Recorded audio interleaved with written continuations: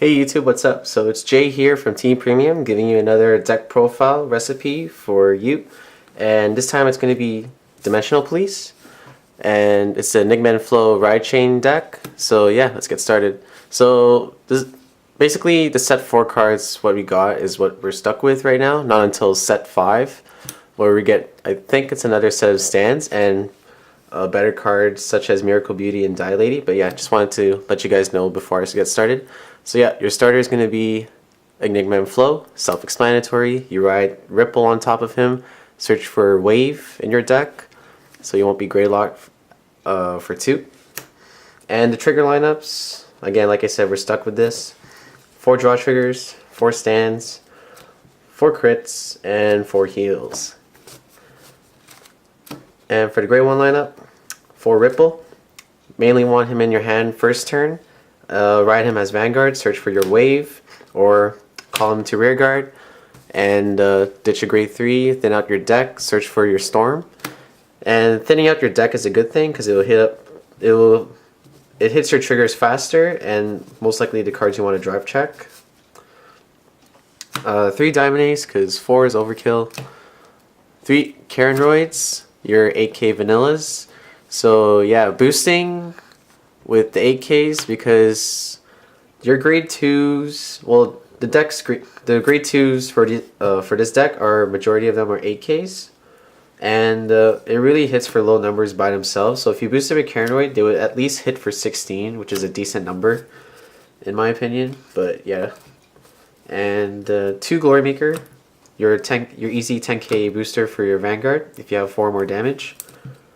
And finally, 2 Commander Laurel. I'll explain what you can do with Laurel after this. And for the grade 2 lineups, 4 Cosmo Beaks. The reason why I run 4 Cosmo Beaks rather than 3 or 2, even though he's a pretty low attack number for 8,000, is because this deck doesn't counterblast at all. This is the only card that can counterblast in this deck, and you mainly want to get your Vanguard's effect off with that boosting power, which he gives plus 4,000. So he can get off basically your Rain, your Dayusha, and your Storm if he's 11 already. So yeah, you might as well abuse Cosmo Beak's skill with that free counterblast because this deck doesn't counterblast at all. And for the other grade 2s, Mass Grander. Good if you combo him with Rain along with him. Boost, well, attack, declare attack, boost your Rain for another 2,000 before attacking, and you can get her ability off. And then 2 Enigma Android Comrade. So if you have your Wave as your Vanguard or Storm as your Vanguard, he's an easy 12k attacker. Boosting with Caranoid, hits for 20, pretty nice number.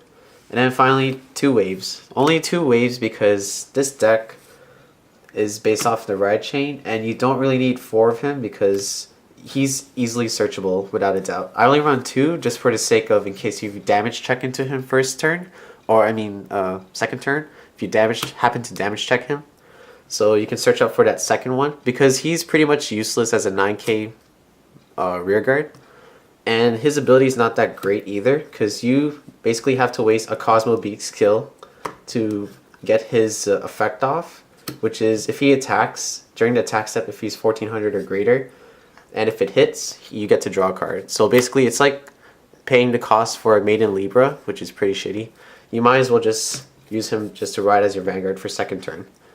And then your MVP of the deck, the grade 3 lineups, your 4 Storms. 4 Storms because you can easily ditch him with Ripple to search out for another Storm just to thin out your deck. Yeah. And also, he's the best 11k Vanguard you can get for D-Police. And yeah, and then the other grade 3s, 2 Rain, your backup Vanguard, and Dayusha as your backup Vanguard again. If you couldn't get the Storm Ride Chain off, these are essentially your backup Vanguards because they can get off their abilities easily if you don't have Storm off. So yeah, so I'll explain the types of gameplays you can do with this deck. So you have Storm as your Vanguard, Wave in your Soul, so he's going to be 11 obviously. And let's say you have Glory Maker, a Laurel. Like this would be the ideal field you would probably want to have early game. Doesn't matter whatever grade 2 you would like to put. And so yeah, this would be the field you would want to be going at early game. So early game, assuming you already gave power with Cosmo Beak, he'll be standing at 15 because you have him in the soul with that extra critical attacking. So you attack with him, declare attack, and then let's say your opponent doesn't guard, so he takes 2 damage. And then whatever you drive check, let's say if it was a trigger or 2 triggers actually, you can give all power to your Vanguard, rest your Laurel, and the other 3 units, stand him up again. And he'll be hitting by himself for 25 with the extra 2 criticals still. And if you're lucky enough, let's say if you did pull a trigger, but specifically this kind of trigger, stand trigger, you can stand up your Glory Maker, again rest your 2 columns, stand up your Vanguard, and then attack again with more extra power. Assuming, let's say you somehow got into 4 damage early game, she becomes a 10k booster along with the added trigger power and the power before from Cosmo Beak. They would be this column would be hitting for 30k with 2 critical.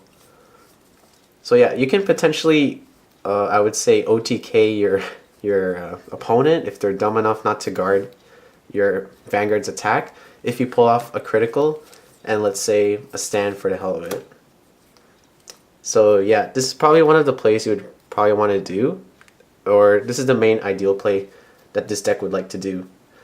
So yeah, you want to get Commander Laurel off early game because your opponent would be at low, let's say 1 to 3 damage. So most likely your opponent wouldn't guard your Vanguard attack because they want to take damage in order to activate abilities and get shit off.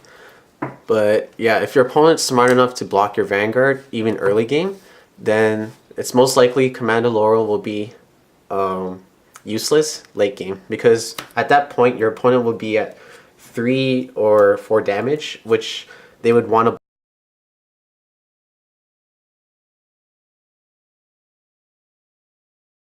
for sure.